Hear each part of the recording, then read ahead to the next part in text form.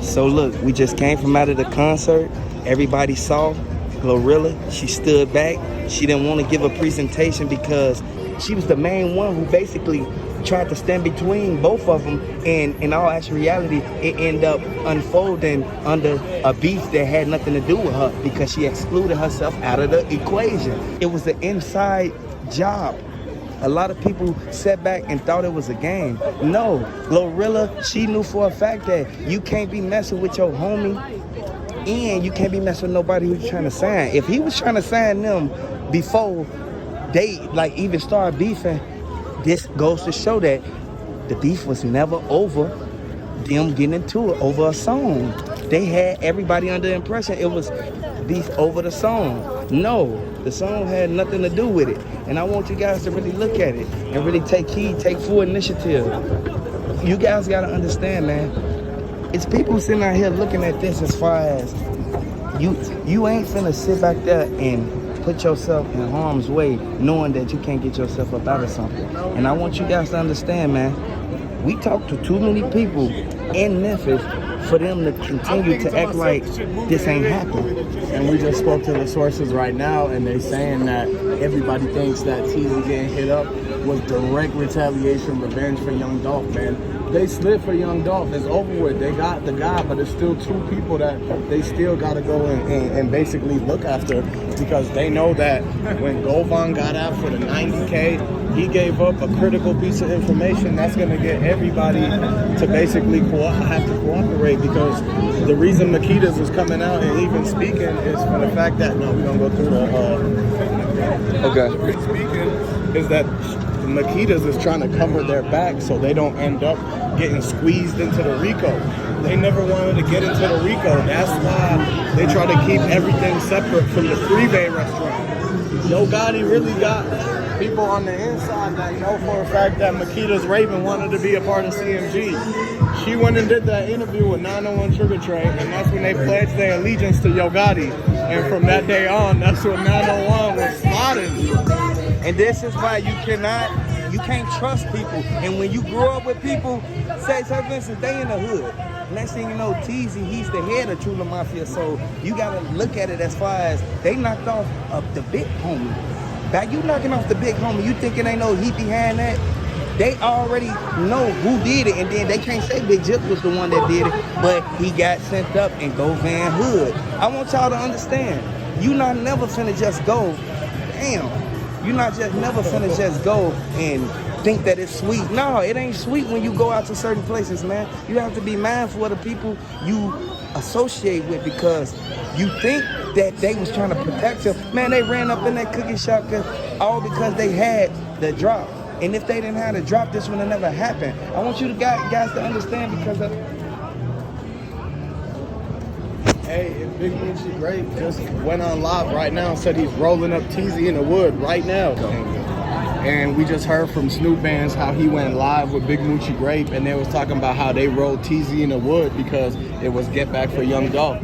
You guys got to understand, a lot of people from the PRE side never liked TZ. If you didn't know already, Memphis is two sides, PRE and CMG. And everybody knows that TZ was with Trulla, and Trulla is clicked up with CMG ever since they turned their back on Dolph. Everybody knows this right now in Memphis. The real people in the streets down there, the sources, seen what was happening. They seen TZ's car in neutral rolling into the ditch. And this is the reason why a lot of the people was, when they came out, this was what the scene of TZ was looking like. The whole intersection was blocked off because they know for a fact that when they slid for Dolph, they dumped the entire rounds, man. It was a lot of them. And the forces came out, all the law enforcement came out, and they identified that this was the person who was the main suspect in Young Dolph, and that this is why that they had to rush to the Makita's Cookies in the freeway restaurant in case somebody had came and got the retaliation or get back. Get back is when somebody had got sent up from one side, and months later, even years later, a lot of the people that was on the side of the person who had passed come back and get revenge because they found out who the person was that actually did it or was part of it or was paid to be in the setup.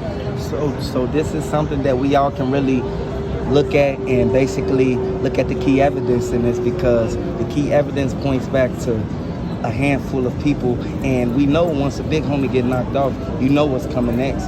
they tried to make it to where he don't tell on Yo Gotti. If he would have told on Yo Gotti when he got booked, it would have been over with, because they just wanted to clean anything up. Him telling on Big Jook is a whole totally different thing from him even snitching on Yo Gotti. Y'all gotta understand, Govan got out. He raised his hand in court. Y'all gotta look at that, because they already said that they got the information, and the information is horrifying, y'all. Because we all know for a fact that the footage, it shows Young Dolph walking to the cop. He get in the cop. He pulled from the gas station. He go right to Makita's. Next thing you know, why he go straight to Makita's, next thing you know, it's over with, because they already done blocked him off and cornered him right there at Makita's. And I want y'all to know that doorway, as soon as you walk in, they said to the left-hand side is where they basically, they questioned him before they even shot him. And this is the reason why that when during the investigation, they found out that the Bentley truck found on the scene belonged to Moneybagg Yo.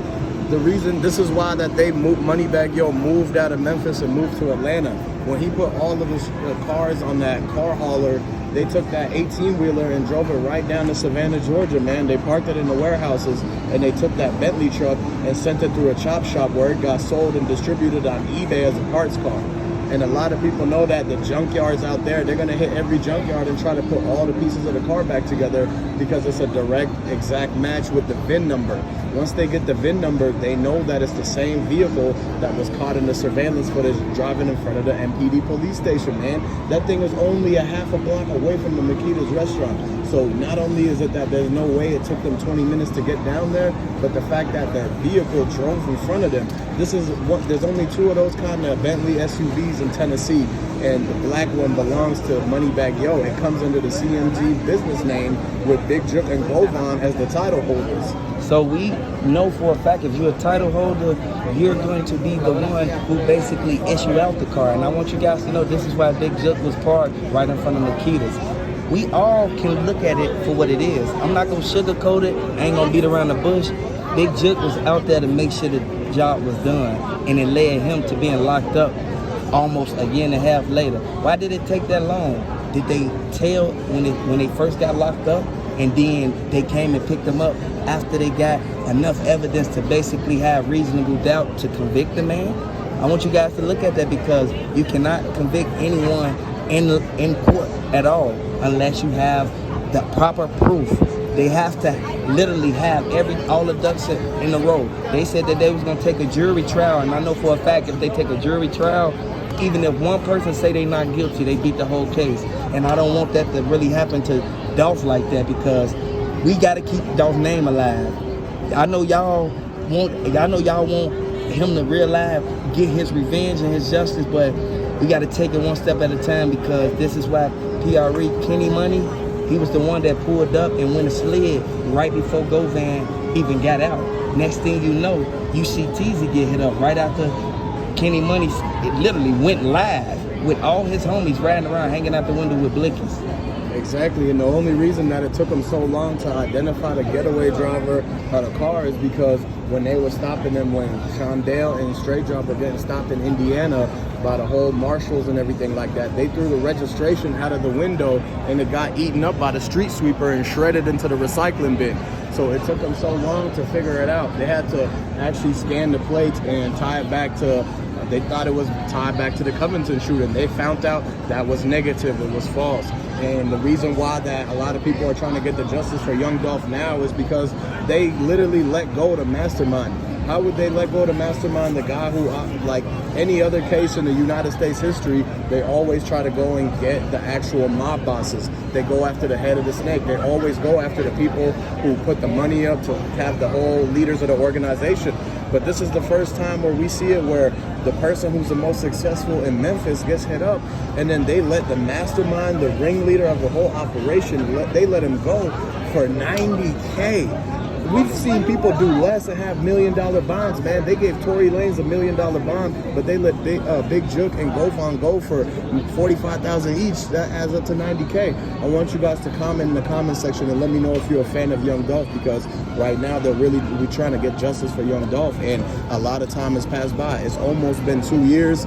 They took 8 people down. They let 3 people go, and the people that they let go are the bad guys. So everybody, all the citizens are sitting back, all the fans are sitting back, all the sources are sitting back in Memphis looking at it like, why are they letting the bad guys go, but the good guys are the ones that never get to be safe? They don't get protected, nothing like that. And so it's got everybody scratching their head and trying to figure out all the people that's involved. Moneybagg Yo, Blac Youngsta, Yo Gotti, Glorilla, Big Moochie Gray, Sean Dale, Straight Drop, Justin Johnson, Jamarcus Johnson, Devin Burns, Big Jook, Govan Hernandez, so on and so forth. The cookie shop people, the cookie girl, the manager at the Ruth Chris, the father, the mother. They said that he was coming to get lemon cookies and all this strawberry cookies. It don't matter, because when he was promoting Nikita's rave, a week before that even happened, he was eating on chocolate chip cookies and they was right in his hands. So you can miss me with all that. He came there to pick up this. If y'all lie about that simple stuff, you'll lie about the whole situation. And this is why I really feel it was a setup. Let us know if you guys think this was a setup. Hit the like button, subscribe to the channel for updates. And if you want to figure out what happened, make sure you watch this whole video and leave a like and comment. If you're a fan of Young Dolph, put a dolphin in the emojis and put justice for Young Dolph, because at the end of the day, LLYD. Subscribe. Everybody knows what happened in Memphis right there, that Hollins and Hollywood Boulevard. They said that she was messing with Yo Gotti and Young Dolph at the same time, which led to a conflict that couldn't be avoided. I want you guys to look at one thing. They said that. I want you guys to know, they realized, they sat there and they looked at this like Glorilla was supposed to tell Yo Gotti to pull up, and basically she gonna sign to his label right after she just told Young Dolph she gonna sign to his label. Hey, we in the park. It's all the way in the parking garage. Party in the park garage. Party in the park garage.